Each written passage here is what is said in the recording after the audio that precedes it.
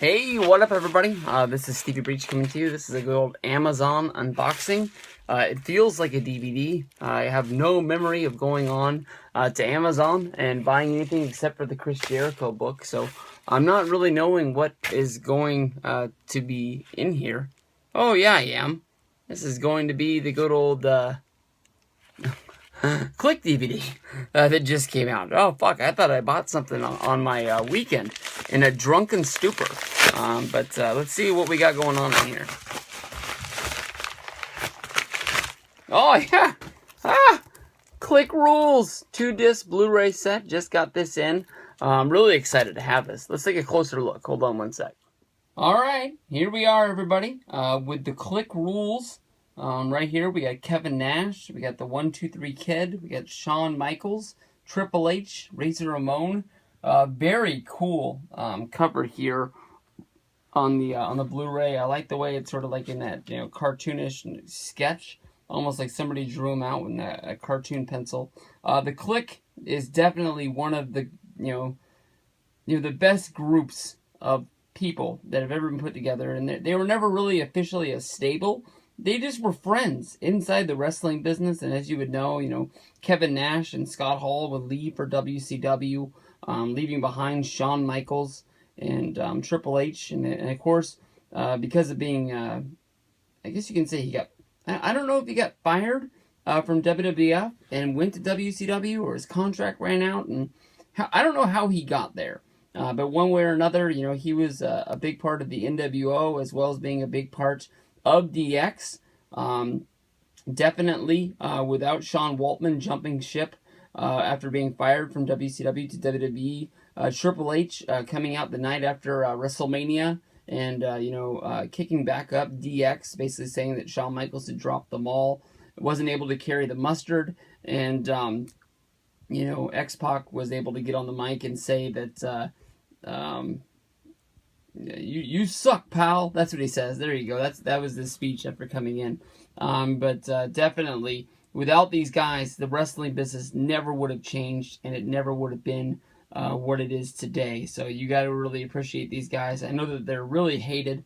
Some people don't really like things that certain people do. I think that Triple H was one of the most hated people in the wrestling business, but I think now with him sort of changing the way WWE is, as well as having NXT as a real popular brand right now, I think he really is looked at as one of the biggest baby faces in wrestling, and sort of looked at as a guy that might be a savior for WWE somewhere down the road. Once Vince hangs it up, maybe people are starting to believe in the beliefs about where he goes. But very excited to see this. I've been watching the specials that they've been putting up on the WWE Network. They put up a first look with a 30-minute sort of interview, and then they put up a behind the curtain at Scott Hall's Hall of Fame. And then tonight, of course, is going to be I think it's Kevin Nash behind the scenes at his Hall of Fame, WrestleMania 31. Last night they had the Clique best matches and moments. That was a real fun hour and a half to spend. But on the Blu-ray, on KLIQ Rules Disc 1, you get Diesel, you get 1, 2, 3 Kid, as well as Shawn Michaels. On Disc 2, you get Razor Ramon and Triple H. Plenty of great intercontinental title matches between the two of those guys. Take this disc out. Get the click signal. There it is, baby. Oh, a little bit far out. Yeah, there we go. And a little bit of my remote control for you as well. But it looks like we're going to start out with Razor Ramon versus a Kid for Monday Night Raw of 1993. They came back the next week and they did it again. I think this is the $10,000 challenge match where Razor puts up his own money against the Kid in the rematch. And I think Kid doesn't win that match, but he grabs the money and runs out. So I guess Razor gets the win via countout. Then we go to another match from 93, Razor versus Diesel on Monday Night Raw. Shawn Michaels versus the 1, 2, 3 Kid, another Monday Night Raw match. That's a lot of matches from 1993. So those matches might be on that Monday Night Raw set that's getting a few years old. Probably came out around 2010. I can't remember the name of it, but it's the best of the first 2 years. But we'll see. From there we go to Monday Night Raw, Razor and the 1, 2, 3 Kid versus the Quebecers in a tag team championship match. Then we go to Shawn Michaels versus Razor Ramon in the ladder match from WrestleMania 10. Intercontinental Championship match from Superstars of 94. This is the match that I have heard more about than anything else. I've heard people, to quote them, say this match is worth the price of getting the DVD or the Blu-ray alone. Action Zone from 1994, Shawn and Diesel versus Razor Ramon and 1, 2, 3 Kid in a tag match. The only thing you're missing is Triple H.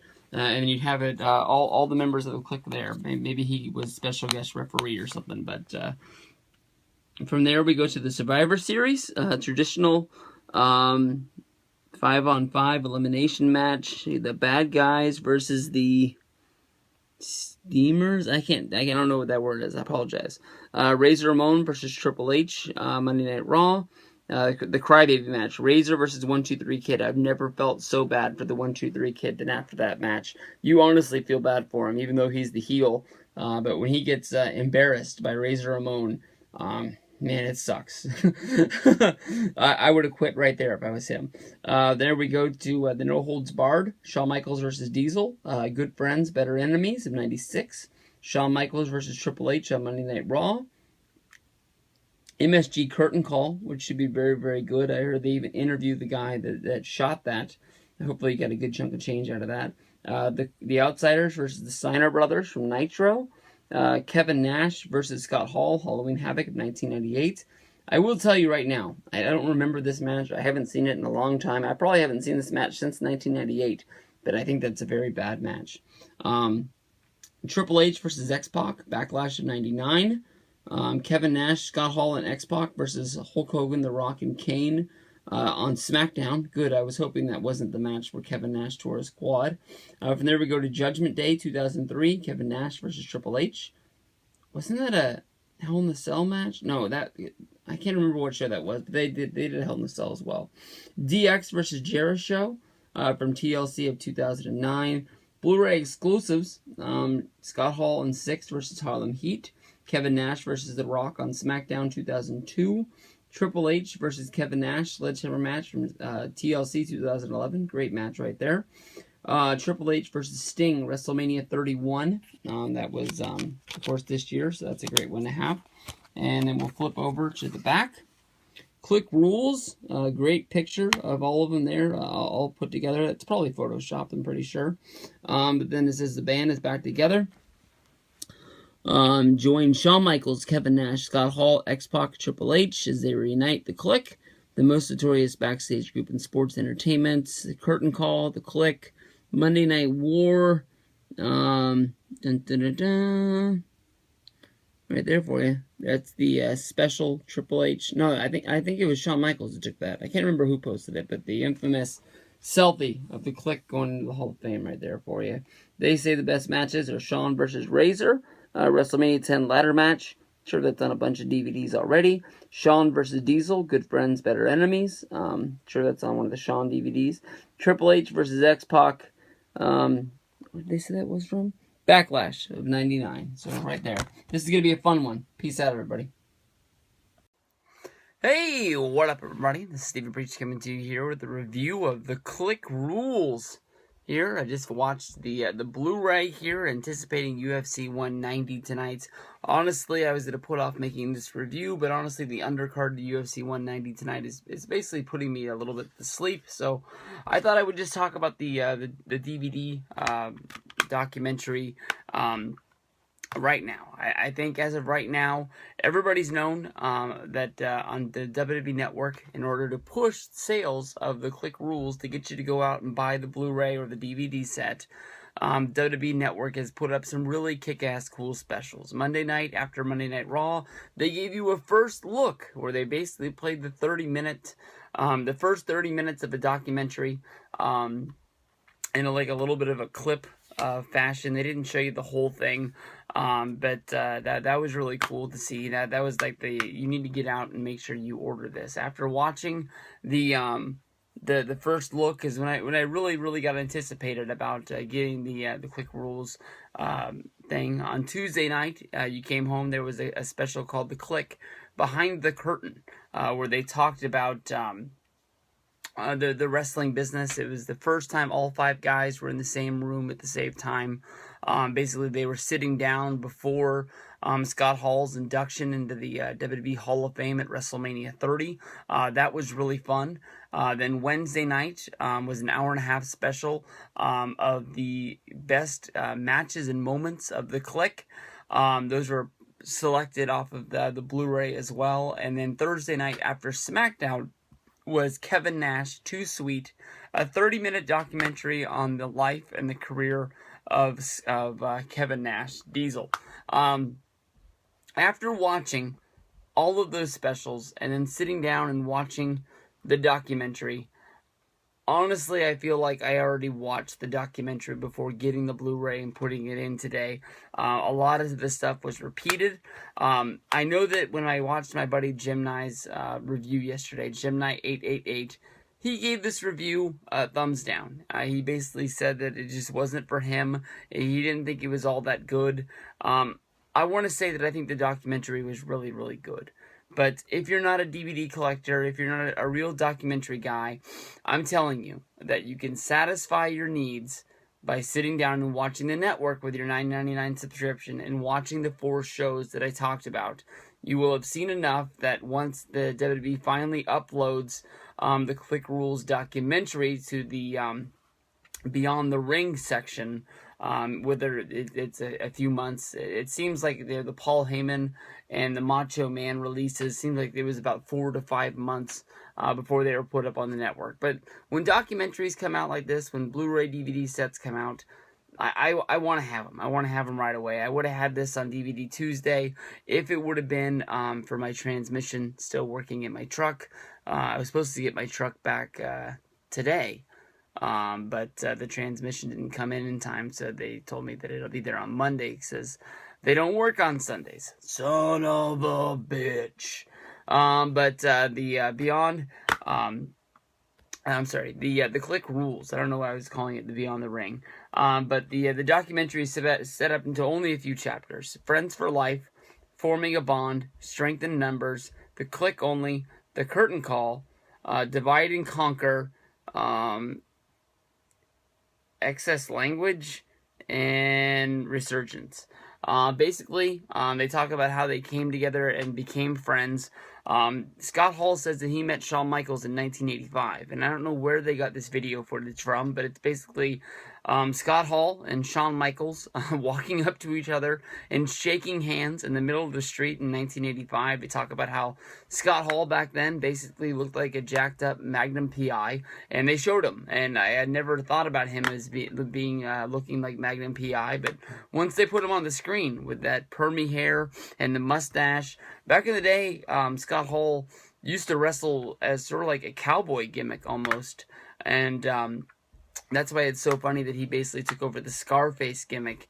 I'm sure a lot of people didn't even really know that those two guys were the same guy when Razor Ramon debuted in WWF. But basically, that's when Shawn and Scott became friends, and they ended up in the WWF together at the same time. And through that, basically,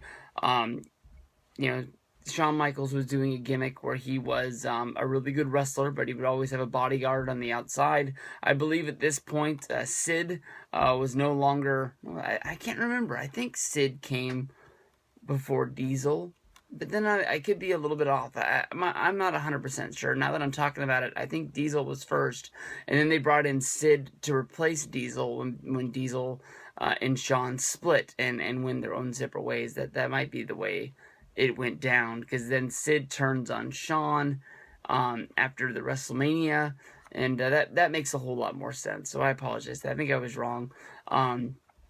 Maybe Diesel came after Sherry. I'm a little bit weary on that, but basically how that became was Shawn Michaels was watching WCW Saturday Night, and there was a character on there called Vinny Vegas, who was Kevin Nash, who was sort of like a Vegas prankster, sort of a wise guy, maybe not Vegas, maybe more like, he had a little bit of Atlantic City in him, because he had like a New Jersey accent to him as well, and Kevin Nash liked him. I'm sorry, Shawn Michaels liked Kevin Nash. He didn't know him personally, but he thought that he had a big body. He thought that the persona that he came off on TV was pretty cool, and thought he would be a good guy. He went to Vince and said, this is the guy that we should get, even though he was under contract at WCW. Shawn Michaels says that a week later, he was walking him out to the ring on Monday Night Raw, making his debut. From there, the 1-2-3 Kid would come in, and he would work a program with Razor Ramon, where Razor Ramon would put him over, and that's how the 1-2-3 Kid became a star in the WWF, getting the win. It would also be what would turn Razor Ramon babyface. But they worked a program for a good amount of time, and because of that, they sort of took him into the Clique, because, Michaels, Razor Ramon, and Diesel, they sort of wanted a new guy in there, and they sort of wanted to give back in bringing a youngster in to teach the, fresh blood, how the wrestling business works and how they go from there. Then, watching WCW Saturday nights when they're out there on the road, they would fall in love with a guy named Terror Rising. Terror Rising on his own would come into WWF, and it wasn't right away, but soon there was a time when the Clique and Triple H were at the airport at the same time. The Clique already had a van, so they asked Triple H to come along. Triple H fit in, talking the wrestling business with these guys, and they just became friends. As the way they say it, with Kevin Nash and Scott Hall, and Sean Waltman. Basically, when they found out that Triple H didn't drink, they just go, bing, we got us a designated driver. So, that's how they became friends. And from there, if you look at the guys that are involved in this group, these are the guys that were having the best matches and the biggest angles that were in WWF at the time, minus Undertaker and Bret Hart.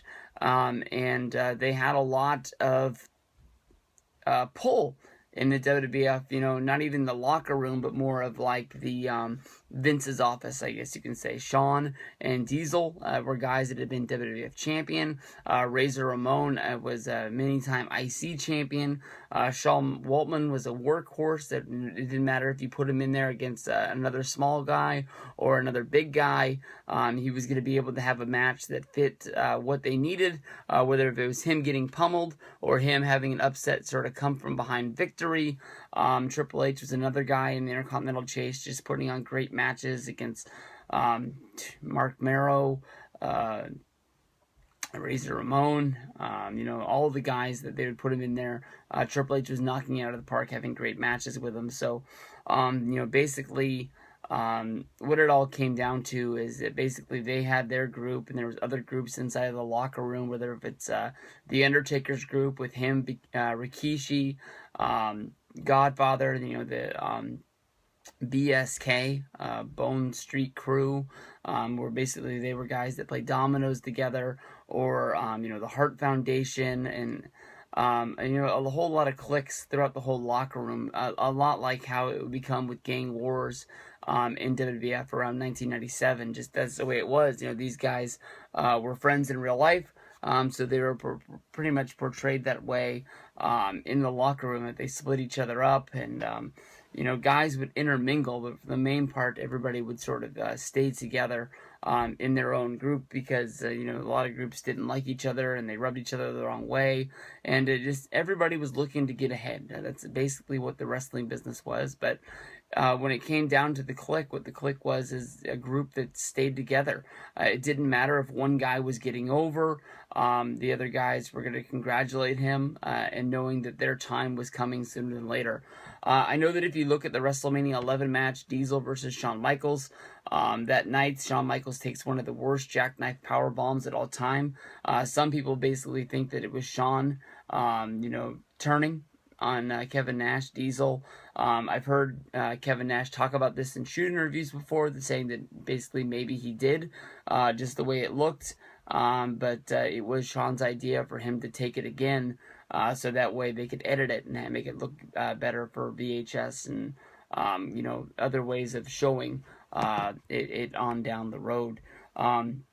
As of right now, the group stands at 5 members. 3 of the members have been added into the Hall of Fame.